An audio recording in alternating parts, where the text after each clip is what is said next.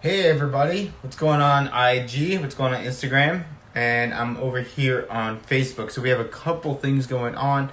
I'm gonna wait around for a little bit for a few people to hop on. Otherwise, I do have an agenda and some things to chat about. Hey, Fit Coach. We're going to be talking about some back pain, some pain in general, some questions that I get, and of course, this is a free question Q&A. So I'd be happy to stop and talk to you guys and answer any of your questions that you guys may be having at any point in time. We'll talk about a few things. I've made a list of questions and things that are most common for people to talk about with back pain, with shoulder pain, neck pain, and just pain in general. But more specifically, we'll talk about low back pain on this agenda. But again, this is a free question Friday. Every Friday, I'm going to be hosting this for you guys. This is my way of giving back and helping you guys because let's face it, we're all cooped up at home. We don't always have access to our gyms. We don't have access to the resources maybe in some of our cases. So I'm going to be here to provide you guys with that. So let me just double check, make sure everyone is comment on here, and we'll go from there. Give me 1 second. So perfect. Let's see. So this is a new page I just started on Instagram, or on on Facebook. So maybe hard to find some people, but anyway, so make sure you guys comment if you have any questions. Hey Ryan, Roger, what's going on? Do you guys have any questions before I start? So any questions? Awesome. All right.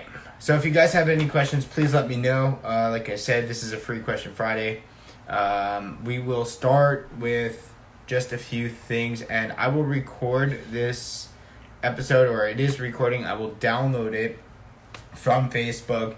I will upload it to my YouTube. So if you guys missed it, you want to watch a replay, you can watch the replay in this in my page. You can watch the replay for 24 hours on Instagram, and of course I will provide it for you guys on YouTube in the future. And if you haven't checked out my YouTube, make sure you do that. There's about 700 videos and growing, almost 2,000 subscribers there, and there's a lot of free content for you guys there. So let's talk about some common questions I will get and some common questions. So I guess I'll start off, since I am a chiropractor and my specialty is exercise, rehab, strength conditioning, and really just getting people out of pain. And there are a few things that we definitely notice that help people get out of pain faster and that actually slow people down from getting their results. So I'll talk about a few things today. The first thing I would like to say is, what is pain, right? That's a common question, and a lot of people just don't understand what pain really is. And I would say that the easiest way of understanding what pain is to tell you guys that it is a neurologic signal, okay? So I'm going to put this behind my back so I don't get any back pain or anything either. So it's a neurologic signal that literally is wired to help us understand and perceive what is going on in the body. And in order for us to understand what's going on in the body, that neurologic signal has to come in so that we can interpret that signal and respond to that signal. So for example, here's a quick reflex. If you put your hand on a hot stove, you pull your hand away, that is a neurologic signal and reflex to help you reduce your pain. Now, there are many other types of pain and stimuli that we respond to, but that's essentially what pain is. In addition, my interpretation of pain on a very simple type of explanation is, it's your body crying out for some help and that it needs help, and you need to start doing something different. So I would say that if you're in pain, you need to start doing something for your body to help reduce that pain, right? It would only make sense. So we'll talk about some ways to reduce pain, but the other question I have a whole list of them, like I said, is, should I use heat or ice for lower back pain. Okay. Now, heat or ice is a little bit more on the old school way of thinking. There is some evidence that it does help, and there is some anecdotal evidence that it does help, meaning each person. But, I'm all a fan for learning how to remove your body or relearn movement. And that means learning what works for you, what doesn't work for you. But I am not opposed for people using heat or ice as a modality or as a tool to help them help themselves, if that makes sense too. So should you use heat or ice would also depend on the stage of the pain. So if you're in a lot of pain, maybe I would say ice. If you're just more stiff and tight, maybe more heat. So why doesn't pain go away? That is a great question that I've gotten. It really has to deal with a lot of your movements, your lifestyle habits, your behaviors, your inflammation, how long the pain has been there, what have you tried, what haven't you tried, and I wish I could answer that question straightforward and say yeah, this is why your pain hasn't gone away. But most of the time, people's pain have not gotten away and gone away for a long period of time because they really haven't just done the right things for them, and they haven't really made the change. You have to make a change in your movements in your body for you to actually make that change, if that makes sense. So I would say try something different if you're not getting the results that you want. One more question. Okay, let me put these closer together. Okay. So stretching, what stretches or exercise should I do for the lower back pain or for stretching in general? Believe it or not, guys, most of the time, since pain is that neurologic signal, oftentimes when we have pain, we end up irritating the nerves that are affected by the injury. So typically, I don't recommend stretching, generally speaking, as a result. So people are like, well, what else is there to do? I'm like, you could strengthen, you can move, you can activate, you can do some sort of gentle movement. There's ways to go about it. I think a lot of people just realize that what happens is you get injured and people feel tight and they just want to stretch, and that tightness is a protective mechanism for you to protect against further injury for the body. So if you end up stretching your pain, you are not doing a bad thing, but you may be doing more harm than good, especially when it comes to sciatica or nerve or what we call radicular pain, where it goes into the hands, or the numbness or the tingling. Oftentimes stretching doesn't work. So you have to figure out how to calm that down first. Okay, what should you expect with pain relief? I'm not sure I understand what that question was, but I think what the person was trying to say was, when you're when you're trying to have pain relief, I guess I'm just going to answer it the way I think I hear it, is when you have pain relief, you should have it sooner than later. You shouldn't wait around for 6 months or 8 months or a year. Just because your pain's been around for a year doesn't mean it should take 8 months for it to go away. It may take 8 months for you to get better completely, but it should not take 8 months or 10 months for you to literally just have a small little minuscule percentage improvement. Oftentimes we'll see anywhere between 20 and 50% reduction of symptoms in about 3 weeks. I know that's a wide range, but let's just say 40 to 50% in about 3 weeks, which is what we're looking for, is really to have somebody have a reduction of pain. And this could be acute pain or chronic pain. Are medications are effective? Which medications are effective? Legally, I cannot give you those medication advice. So I am going to say, though, that you would have to consult your doctor on that, but legally I can't give you that advice. So I just find that movement actually helps people better than anything else. So if you learn how to move, then you'll feel better. Let me see if this is, okay. So if you just learn how to move properly, you'll end up feeling better. And I think you should end up figuring out how to move a little bit better. You'd be surprised that the proper movement is actually like an instant Advil. What would happen? Do disc herniations heal and what would happen if my disc goes untreated.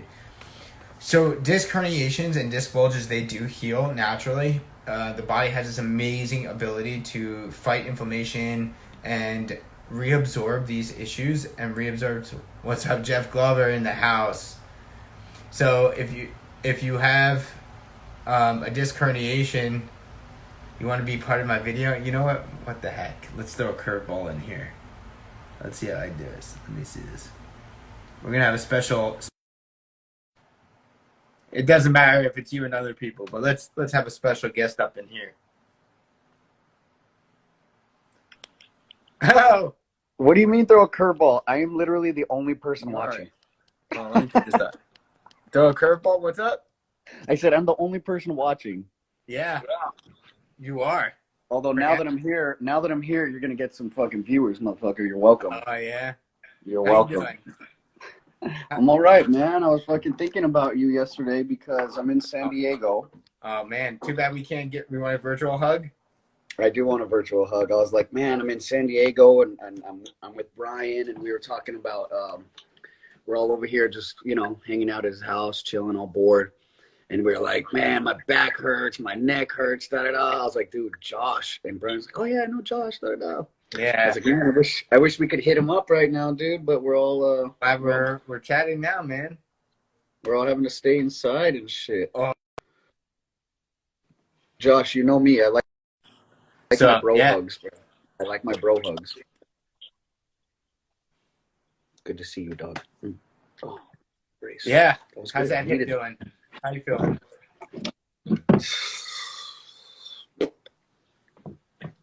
Well, I went to a let's turn doctor. that thumb upside down.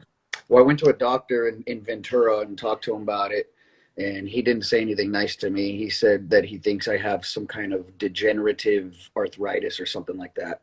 Okay. And, he was like, he told me what you said, man. He was like, look, this is going to be a problem the rest of your life. If you fucking slack on it, it's going to affect you and hurt you. If you're proactive about it, it might not bother you as much, And I was like, and then he also was like, well, if, there's surgeries for that, if you want to get into that, he's like, basically people who come to me with this problem, they like 90% of them get the surgery.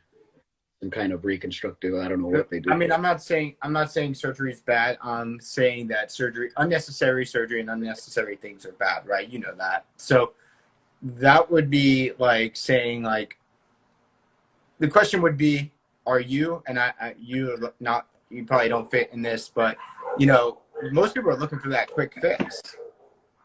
Right? I mean, how do you get good at jiu-jitsu? Oh yeah, you just watch one video and you're good, right? Yeah. I did that on YouTube. Got my brown belt that way. No, that's how it works in real life. Yeah. You just Yeah, people are just afraid of actually committing towards exercise. And here's the truth: you're gonna have to commit to that exercise whether you get the surgery or you don't. Yeah. Well said. So you have that surgery sandwich. You have exercise, then surgery again, or exercise again. So either way, if you put the exercise in, you're likely going to prevent some of the injuries and things like that. Yeah. Hey, worst comes to worst, you clear it up. Yeah. I mean, listen, I'm not the laziest person in the world, but I have my days. Who doesn't? Where it's like, dude, get up and like do things that you have to do and like deal with your pain and like exercise a little bit, or just like pull the covers back over my head and sleep an extra like 3 hours. And it's like, dude, it's those decisions though. I know I'm sitting there, I'm like, right now, this is the moment right now where you're not doing what you should do, Jeff. Yeah. Like, But arthritis, like if you want to talk it down by terms, arthritis by definition, guys, is essentially, this is fun being a fly on the wall. Hey, Jennifer. Essentially, arthritis is two surfaces coming closer together. And when that happens, we're going to use the spine for right now. When the surfaces come closer together, you can get more wearing and tearing, which can affect the joint cartilage, which can affect the labrum. And for somebody who's pretty hyper flexible, like yourself, you might get some of those wearing a little bit faster, but you also competed at the highest level. So let's be honest too. Yeah, like I wasn't taking care of my body. That's for sure. Hold on, I'm trying to fucking. Can you see me? Oh, I can see you. Hold on, man. I can't see myself. How do I pull this fucking screen down? You just need to strengthen your abs again, Jennifer. I can send you some links to some other stuff. Anyway, yeah, but I'm all right, man. How are you, dude? How are you? I'm great. I'm not working right now. It's great. Hey, John. It's great. I'm staying at home. I'm bringing my practice online. Been helping people up online consults. Oh, hey, John. ECU, baby. It's where I first started. So shout out over there. Where's that? ECU BJJ. Technically, that's not my first school, but it was my first really like school that it's out in like White Plains, New York, with Jojo Garin. Yeah, Jojo Gari. Yeah, so that was my first school, man, that I really like dove hardcore into it, into jiu-jitsu, and I got the bug, and that's when I came out here to California like 5-6 years ago. And that's when I met you, by the way. Hey, Katie. That's when I met you, and I knew who you were, and then I walked up the stairs, and you were right there, and I was like, oh, hey, I'm Josh, and you're like, I'm Jeff. Let's try to choke each other. That's before you had tattoos everywhere, and you only had these. Yeah, no tattoos, no hip injuries, no neck pain. I was training every day with my students. I'm rolling with everybody. Those were the days, man. Yeah, that's when the noon class, I was in New York. Like Jennifer said, New York, yes, I'm from New York, Jennifer. That explains me. Oh, man, I don't know what that means. So, how's everything else? That's good. Your video's blank now. I know, man. I don't know what's going on here, dude. So you got any questions on your hip? Let me see if I can get back on. I'm gonna hang up on you for a second. I'll talk to you soon. Bye. All right. Hopefully I'll still be here too. Jeff left. So guys, if you guys have any questions can you send me some exercises for a knee replacement? Yes, I will send you that too. He had a knee replacement? That's crazy.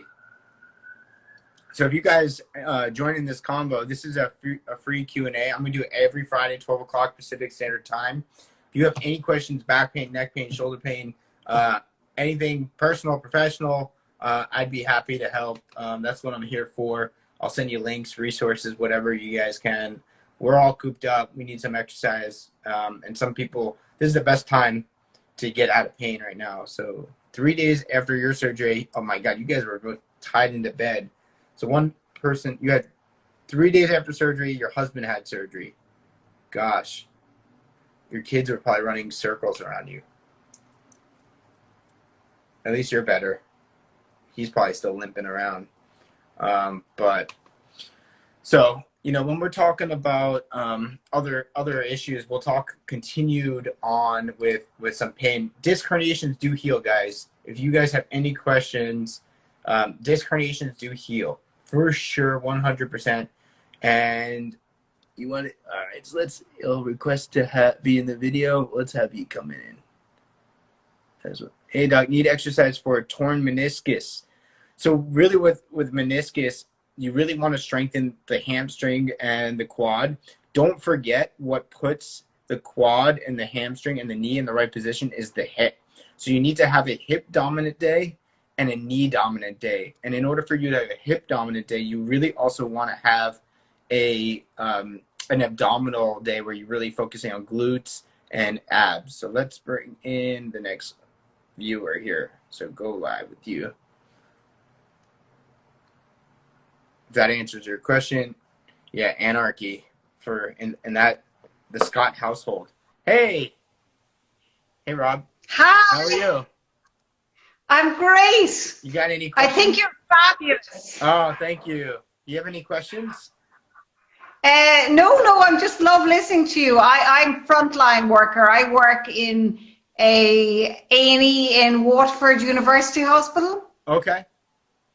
I'm a nurse, so I follow you. I say to you, my daughter is a physiotherapist in Dublin. I remember you telling me that, yeah. Yeah, she's in New Zealand for a couple of years, but I just want to say I love your live, all your videos and all your help. It's so good. Thank you for. But it's very good because You're very, very precise. You absolutely nail it every time. No, I appreciate that. Well, thank you for putting all that hard work and energy and effort in during this type of interesting time. It'll be, Yeah. yeah, so stay safe. Hopefully they're protecting you guys as workers too the best they can. Where are you located, Yeah, well, by the way? Sorry? Where are you located? In Waterford is the south of Ireland. Okay, okay. And how is it out there, the coronavirus and everything there? Well, at the moment, we are doing very well in this present time. So our ICU has a capacity for 15 patients, and we have now trebled it to 25 at the moment in the hospital, and we will have it by next 10 days time up to 50 capacity. And we're very well protected with protective clothing in the A&E department. If we need to wear the PPIs, they're available to us. All right. So I guess as a nurse, maybe to help educate the people who are on here, what are some of the common things or some common things that we can do as the public to help serve either our local hospitals or each other, or just some things that you're seeing? What's some advice that you as you're in the trenches, what's something we can do from home or anything? Okay, so the most important thing is that everybody respects the law. So if you have to stay indoors, you stay indoors. Wash your hands, be really careful. If you are out shopping, keep your social distance and obey all the regulations, because they're there for a reason. I agree. And the reason is hey, Rob, to protect us all. Yeah, I totally agree. And, it's not that I don't want to be outside and running around and playing just like everybody else. But, it's like you said, for the protection of other people. But I do feel there's going to be a problem for you help people who are in pain and who need, exercise, and to get them to be better able to do their jobs and, mobilize. So now you're all closed down. So I've an issue. I totally am. I have an issue. Yeah, I have an issue with this. So people are at home, they're exercising at home, or they're following live videos, and they're walking, but people will get injured. I agree. And they can't access. I think what the biggest issue is going to be is not that people will invest in themselves financially right now. My biggest fear essentially is that after this ends, let's just say, poof, 2 months from now, everything's 100% normal. Once people start re-engaging in their exercise and their activity, that's when, from all that, lack of activity or lack of conditioning, they're going to start coming back into me, and come 3-5 months now, I'm going to be really busy with a lot of people who have had injuries that could have been prevented today. Okay, and can I just say something? Something I did, and I spoke to my daughter about it. I was following live videos of doing exercises, okay? And it's not the same as being in front of somebody, and, particularly, if you're a little bit older. And I was doing these, and I pulled a muscle in the back of my leg, my right leg. So I was working yesterday, and on my my own personal,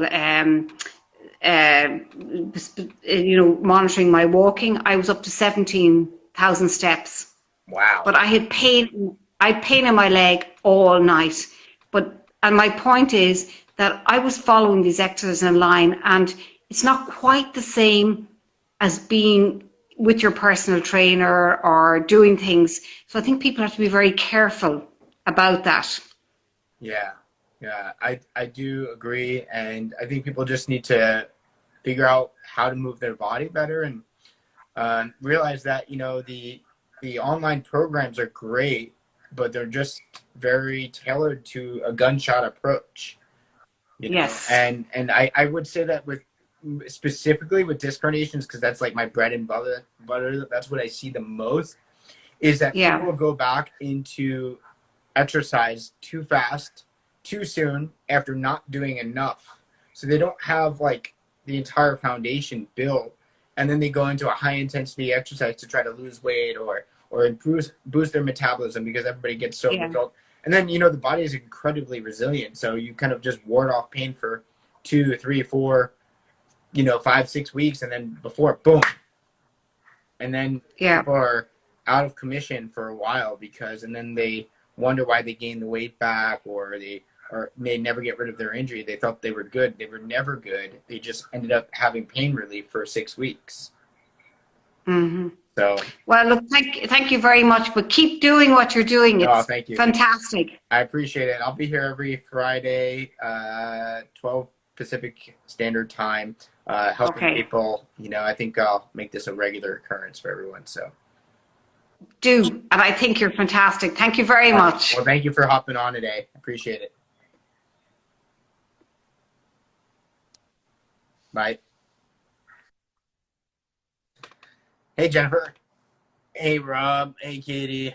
I saw you guys before. I hope you guys are awesome. Well, what schools were you training at before the pandemic? I was at Atos, but I was also at Victory MMA for quite a while. So I was at Victory MMA when I first came here to San Diego. I trained here for about 3 years, maybe 3.5 at Victory, and then I did both Victory and Atos together for about 1.5 years, and then I went back to. Then I quit Atos because I had 2 memberships at one time, and I had to. Long story short, but now I'm fully at Atos entirely with Andre and all of them. Usually doing the 6:15 morning class, so it's awesome. It's a great school. There's a lot of great schools out here, and I just love training. And let's be honest, I'm not doing any solo drills, guys. 0. I didn't get into jiu-jitsu to do solo drills, so I'm not going to do that. Let's see. Rob wants to hop on, so let's add Rob, Dr. Rob. Nick, you just missed my jam about jiu-jitsu. You just missed it. Dr. Rob, Hey, what's up, buddy? what's going on? How are you? I'm good. I haven't seen you in so long. It's good I to see know, the man. face. Look at the beard, man. You don't have to go into work anymore. No surgeries. No, man. 1 month off. It's just the quarantine beard. Corona beard. Today's my 1 month at home. But I see you're trimming yourself up top, though. You're looking clean and good.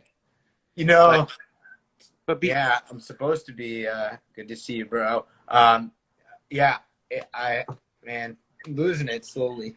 So. Nah, you're looking sharp. But remind me, what school were you at before you went to San Diego? I forget. Before I came to San Diego, Yeah. I was with you. Yes. ECU, baby. You see I you still all have my day. rash guards and everything. That's So great. how's hair still perfect, Rob? So yeah, it is.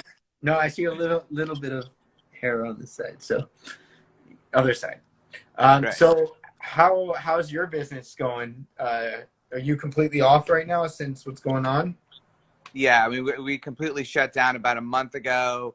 2 of my staff members came down with the virus, so I basically had to shut down. Yeah, New York's not a good place at the Oh, moment. I know. My brother's there. For those people who are probably joining, they're probably your followers. They all probably know who you are. But for those people who don't, Dr. Rob is a plastic surgeon in New York City. So, what's your official title? Because you do both things. So it's just I do facial cosmetic surgery, oculoplastic surgery in New York City, and I'm with NYU. Yeah, I shut down about a month ago. The only thing I've done is a couple of lacerations. Kids are getting bored, so they're getting on their bicycles and falling off, and I'm sewing them up. Other than that, there's not much going So it's on. better to keep these kids out of the hospitals where they're more dangerous and more into a private practice setting where there's less insult and traffic. Absolutely. Yeah. Just get them away from that.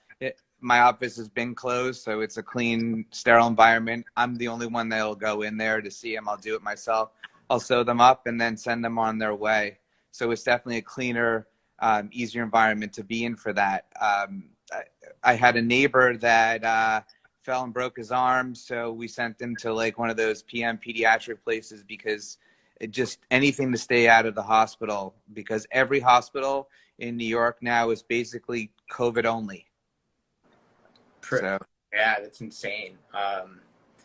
So you're completely, at will call essentially for any emergencies or anything like that, but it's more, so if somebody wanted to, come to you for some reason, they would have to know who you are, right? They would. So if somebody had to come to me, they usually have to know me through someone, and then they'll call me and get a hold of me through a cell phone, or call my service, which is still on. My employees are taking call from home, so they'll just call the office. It'll direct it to them. They'll come in. If they weren't, they'd be sitting in the ER, unfortunately, and that's the last place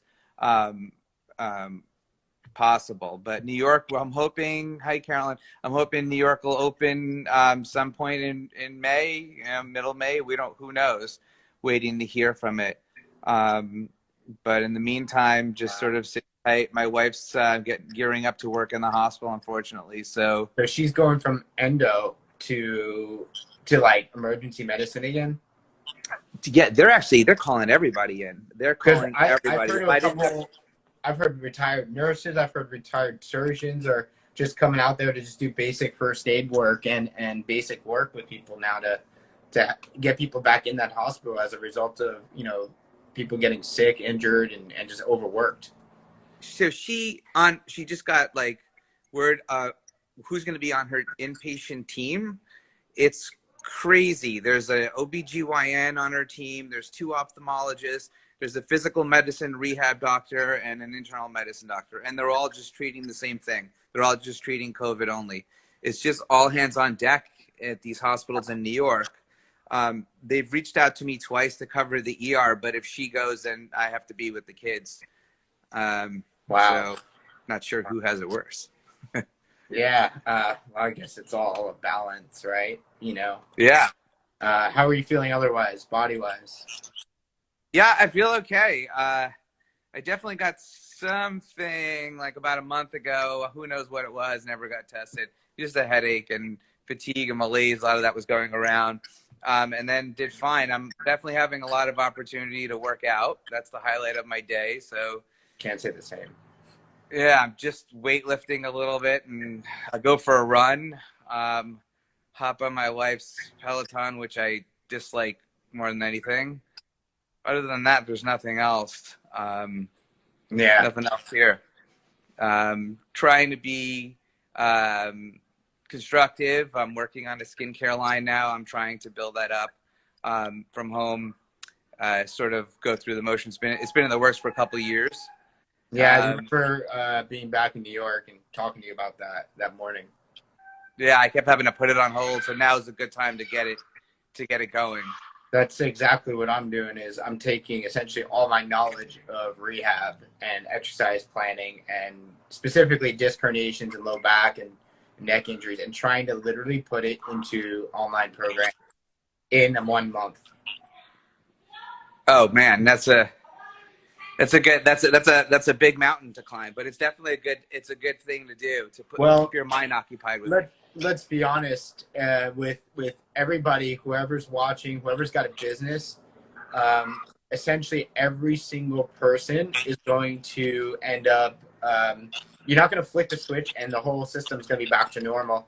Even if April 30th is that date where we like, hey, okay, we can start like interacting and high-fiving each other again, which is not going to happen in my opinion. But even if that happens, what's going to happen is it's going to be slow and steady and gradual. And so I'm going to have to, just like me and everybody else, you're going to have to find ways to help people and provide your service in a different manner. Absolutely. What I'm doing, often is not considered essential. So it ends up taking the back burner, which I completely understand. I think there's certain... Surprisingly, chiropractic and physical therapy apparently is considered essential. Sure. Because we reduce the hospital burden of like a low back pain coming into the hospital. No, I definitely believe that. Yeah. My opinion, I don't know if you know, I closed my office to protect my family and friends and my patients. But I'm also having a child this month. Oh, congrats. Yeah, well, I maybe didn't know not, it was this soon. May 21st. So I would like to not be sick and be in the hospital for my kid. So my daughter, speaking of which. Awesome. Yeah. That's amazing. I can't So, wait to hear about it. So my home is a nursery. My office is a nursery. This is a nursery now. Yeah. And it's awesome, you know. So I felt like the best thing to do was to close people and open up my doors to online consulting and rehab programs. And if anybody needs anything, I've even offered a lot of stuff like this for free, because I'll be doing this every Friday for free, you know, just to help people ask questions, go over basic things to keep them out of the hospital. So if they know what's going on with their back, they may not need to go to the hospital. I mean, you got a lot to teach. You definitely helped me when I was injured, and I always appreciated that. You know what you're doing. But you're stubborn, and you still have to get the MRI. And I told you what was happening. Yeah. One of the questions I was going to answer is, when do you need imaging? When you need imaging, when you can't take it anymore. I think when you really need to know what the diagnosis is, like sometimes, like, what are you going to do with it, even if it is, like I remember, I fell snowboarding and I tore my labrum in my shoulder, and it was just so painful. I couldn't, it impacted my jiu-jitsu training, and it impacted like so many things, but it wasn't impacting my daily activities. But I really wanted to know what it was. So I got an MRI. It shows that it was torn. Now what? So what was smart about it, was able to direct the physical therapist into like what to do with it. And that was the main reason I got it, but I wasn't going to have surgery. So yeah, I think, the MRIs are what's the word? X-ray MRIs, they're very, a weird way of kind of going about doing that, because MRIs can provide an insane amount of value, as you already know, as well as X-rays. However, it's like, at what time frame should we get them? Are there red flags? And when I say red flags, I don't have to speak to you about this stuff, and maybe some of your audience who are docs and stuff like that. What are some of the red flags, you know, that are out there? And has there been progress on your care? But then there's also the human behind that picture, right? mm-hmm. Their thoughts, their feelings, their worries. And if that MRI brings peace of mind, like, okay, I have a diagnosis, I know what's going on, this is how we go about treating it. Sometimes, actually, some research, there's two things that really impact PT, MRI, and rehab. One is the trust or strength of the bond within the therapist, between you and I, so to speak. And the other one is actually having imaging to help direct them, say, hey, yes, for certain, this is what's going on. And then people will actually be more willing to take action on the fact that they have a diagnosis, versus me just diagnosing you, which I could be 100% right, but there's no validation behind an image. Yeah, you were able to diagnose, but more importantly, you just kind of went with what I was giving you. You did the Graston technique on me, and that was your elbow. ART. That was your elbow, Yeah, though. that was my elbow. That was from jiu-jitsu. That was your annular. Damn them. That was about 3 injuries ago. Yeah, but you were able to, like, you said, look, I'm just going to go with what you have, and it helped tremendously. What are you doing, and what are you recommending to stay active and healthy, mentally and physically in this time indoors? So what am I? All right, mentally and physically. Mentally first, my wife is a therapist. So that's first. So she's the expert in all that. But, you know, I would say be productive. I'm really sticking with mostly my morning routine. This week has been a little bit slacking, but I typically wake up around 4:30 a.m. no matter what. I don't force myself. I force myself to get up. She's from Ah. Iran. My wife's from Iran. My wife's Persian. So, That's awesome. Yeah, I remember so, that.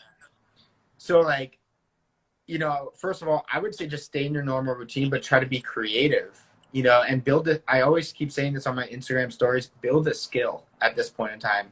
You really, really want to build a skill at this point in time and like learn something new, read more books, do more things. My skill right now is building my whole life that I have in person and I'm putting it online. Hmm. That's my project. So that would be the first thing I would recommend.